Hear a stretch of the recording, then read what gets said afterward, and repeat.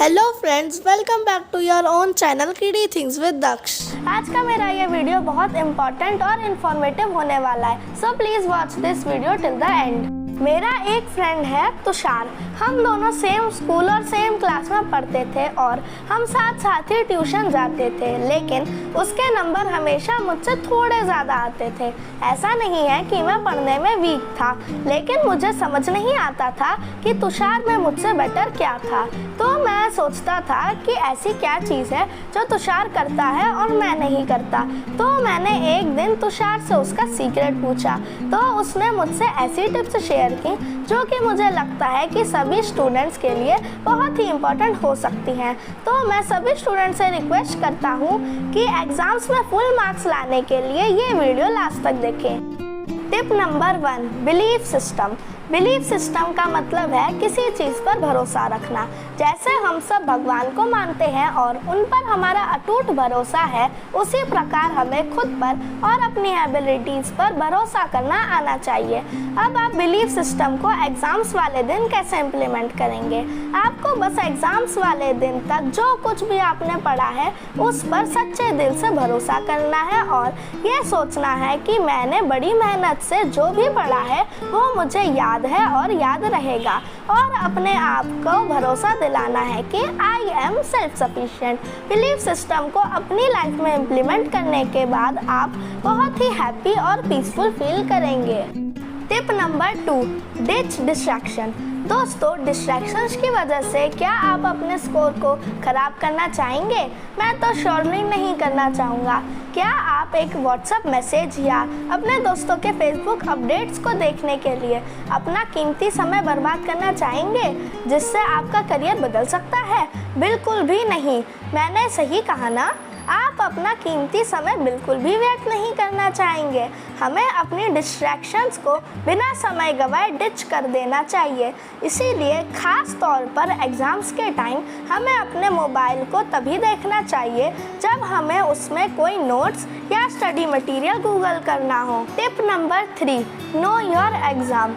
आप चाहे स्कूल का एग्ज़ाम दे रहे हो या कोई भी बड़ा कम्पिटिटिव एग्ज़ाम, जितना इम्पोर्टेंट एग्ज़ाम के सिलेबस को पढ़ना है उससे ज़्यादा इम्पोर्टेंट उस एग्ज़ाम के पैटर्न, सिलेबस और एग्ज़ाम के टोटल मार्क्स में डिफरेंट चैप्टर्स के इंडिविजुअल कॉन्ट्रीब्यूशंस को समझना है। कई बार हम लो स्कोरिंग डिफ़िकल्ट टॉपिक को पढ़ने में अपना ज़्यादा टाइम इन्वेस्ट कर देते हैं और इजी हाई स्कोरिंग सब्जेक्ट को अच्छे से प्रिपेयर करने में बहुत कम टाइम देते हैं, और हमें अपनी गलतियों का पता तब लगता है जब एग्ज़ाम्स का रिजल्ट हमारे हाथ में होता है। So before starting study exam pattern thoroughly and prepare your plan of studying accordingly. Tip number 4, process of study. दोस्तों, आपने चाय बनते तो देखी ही होगी। अगर चाय बनाते वक्त आप पहले दूध डाल दें और बाद में पानी, तो आपको क्या लगता है कि चाय अच्छी बनेगी?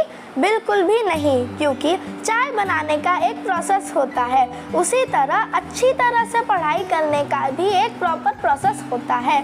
सबसे पहले आपको पायलट व्यू लेना है, यानी सिर्फ सीन थ्रू करना है अपने स्टडी मटेरियल का। देन आपको अपनी टेक्स्ट बुक में दिए हुए क्वेश्चंस को पढ़ना है और फिर से एक बार स्टडी मटेरियल का पायलट व्यू लेना है।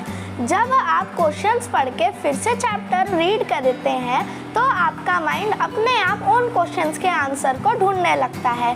This is the most effective way of studying in exam days. Tip number 5, don't change your routine.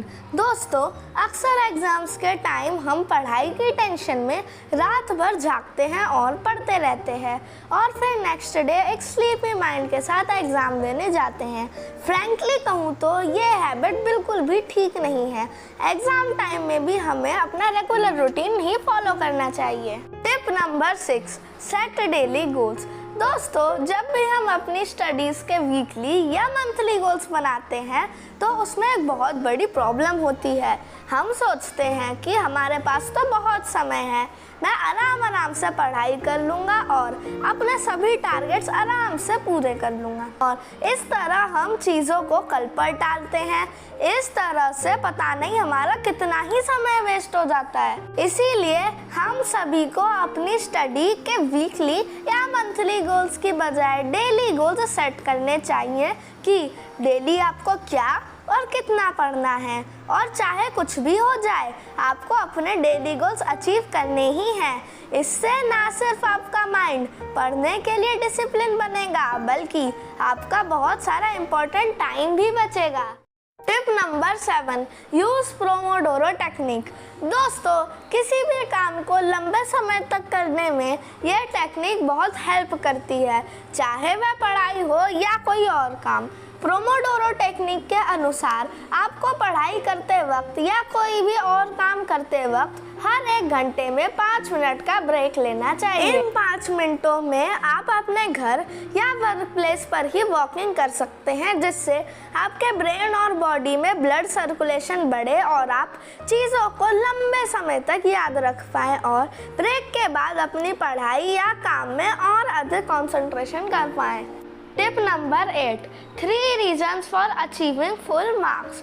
जब तक हमारे पास कोई रीज़न नहीं होता तब तक हम किसी भी काम को करने के लिए बहाने ही बनाते रहते हैं, लेकिन जैसे ही बीच में एक वजह या कारण आ जाता है आप उस काम को करने के लिए मेंटली और फिजिकली तैयार हो जाते हो। इसको एक एग्जांपल से समझते हैं। अगर आपको कहा जाए कि आपको सुबह 4 बजे उठना है तो आप नहीं उठ पाओगे, क्योंकि आपके पास 4 बजे उठने की कोई वजह नहीं है। लेकिन अगर आपको कहा जाए कि 4 बजे उठने के बदले आपको 1 लाख रुपए मिलेंगे तो आप 4 बजे तो क्या 2 बजे ही उठ जाओगे, बल्कि आपको पूरी रात नींद ही नहीं आएगी। इसी तरह आपको 3 रीजंस ढूंढने पड़ेंगे फुल मार्क्स पाने के लिए, जो कि आपके अंदर एक फ्यूल की तरह काम करेंगे और आप न चाहते हुए भी पढ़ाई करेंगे।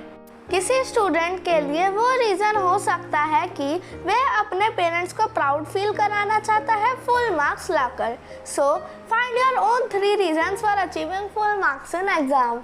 Thank you so much for watching my video.